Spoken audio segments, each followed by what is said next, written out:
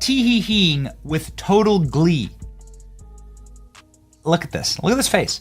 A video of herself in a theater. Maybe I think she bought that ticket right there.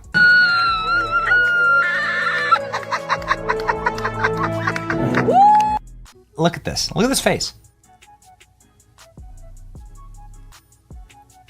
What can be said about this level of narcissism? Here, please, enjoy.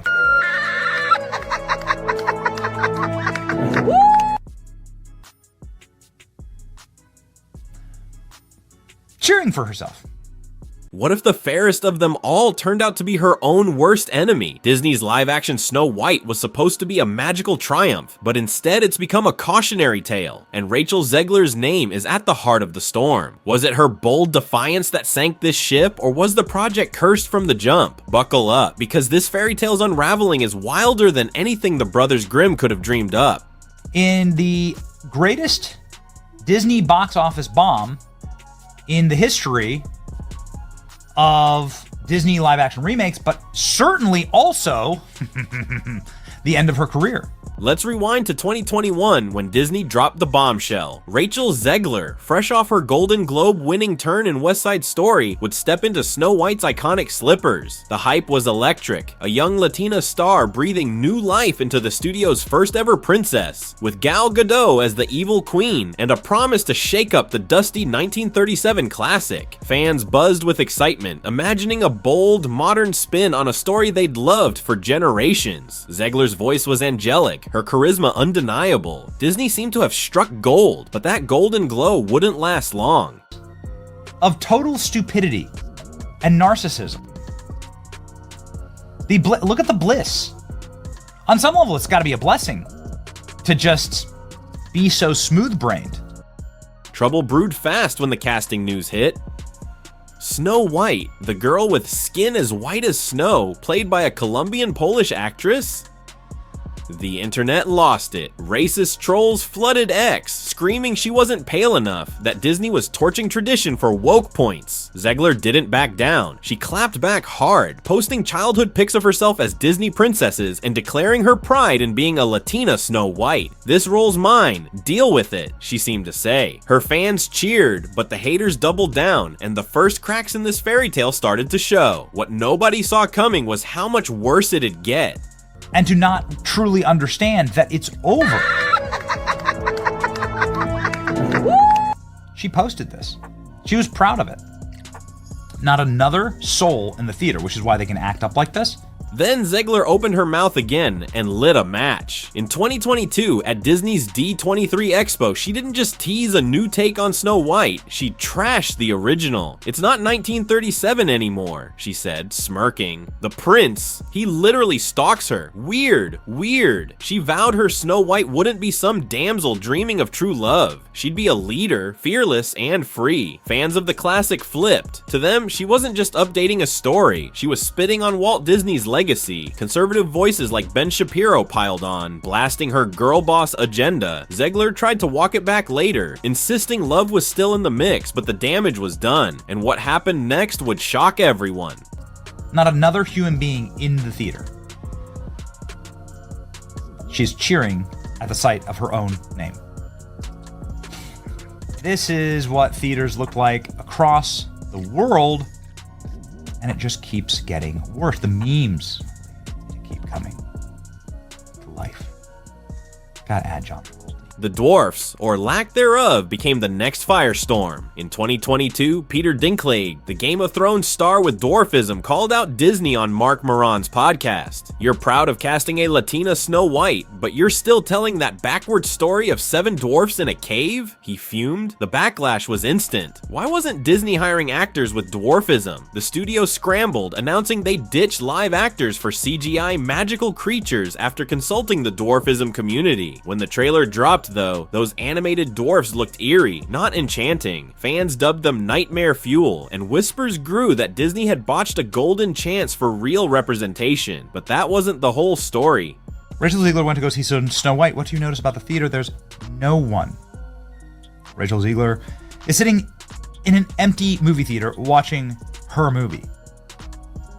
giggling hysterically and maniacally. Enter the clash of titans, Zegler versus Godot. By 2024, their off-screen politics turned the film into a geopolitical lightning rod. Zegler posted Free Palestine alongside a Snow White trailer, racking up 8.8 million views and sparking fury. Godot, an Israeli ex-soldier, had long voiced support for her homeland, especially after the October 7th Hamas attack. Suddenly, Godot faced death threats, forcing Disney to beef up her security. The two presented at the Oscars together in March 2025. All smiles, but rumors of a feud swirled. Insiders swore they got along fine during filming, yet the studio kept them apart at premieres. Fans picked sides, and the film's PR spiraled into chaos. Things were about to get uglier.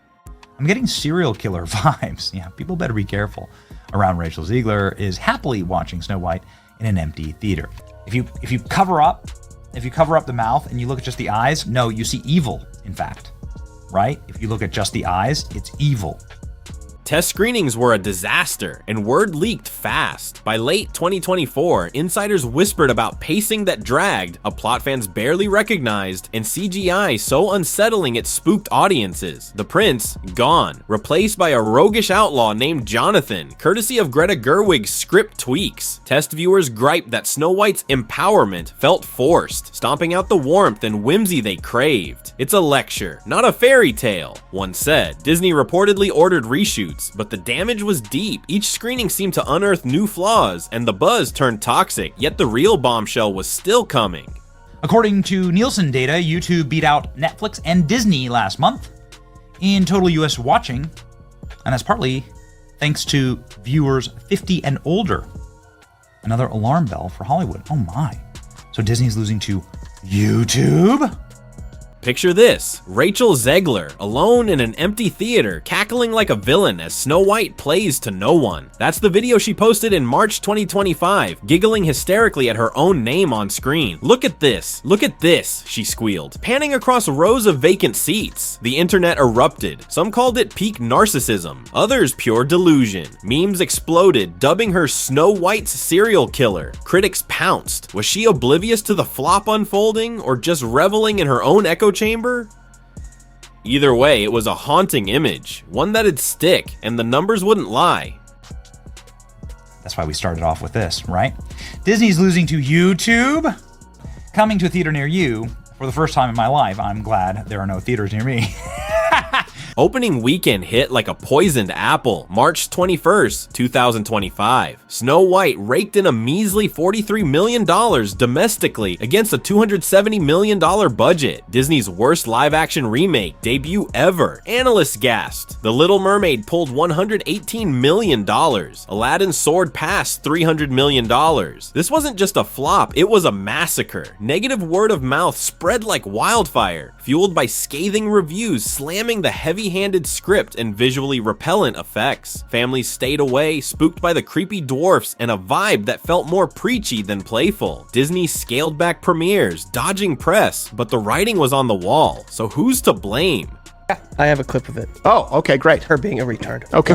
It's no longer 1937, and we absolutely wrote a Snow White. That laugh. That is not going to be saved by You the wrote prince. it? She's not going to be saved by the prince, and she's not going to be dreaming about true love. She's dreaming about becoming the leader she knows she can be. Behind the scenes, fingers pointed everywhere. Greta Gerwig, tapped to co-write, caught heat for pushing a feminist overhaul that critics called didactic overload. Insiders hinted Disney ignored early warning signs. Test screening flops, fan backlash, banking on brand loyalty to save it. Bob Iger's team stayed silent, but whispers grew. Did they misjudge how far they could stretch a classic before it snapped? Zegler's relentless defense didn't help. She doubled down, calling critics outdated, brushing off the hate as ideological noise. Some praised her grit, but most saw it as denial. The fairy tale was crumbling, and no magic mirror could fix it. Our rights are on the line, folks. The Our right to buy reproductive Cosby rights. sweaters? Come on. That's the face Go of a vote blue. serial killer. And if you disagree with this sentiment, just hit the unfollow button. The original cartoon came out in 1937, and very evidently so. There's a big focus on her love story, with a guy who literally stalks her. Say it louder so your other eye can hear you.